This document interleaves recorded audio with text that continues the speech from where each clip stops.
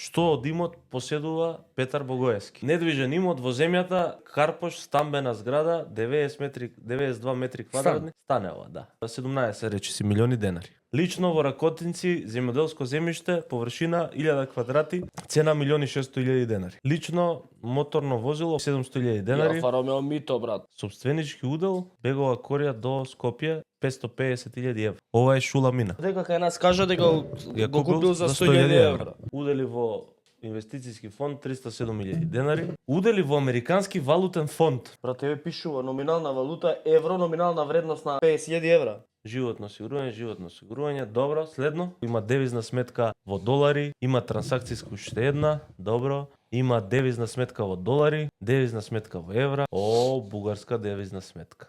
Во држава Бугарија. Некој му должи 1.500.000 денари, друг му должи 5 милиони денари, добро. 11 биткоини лично купени.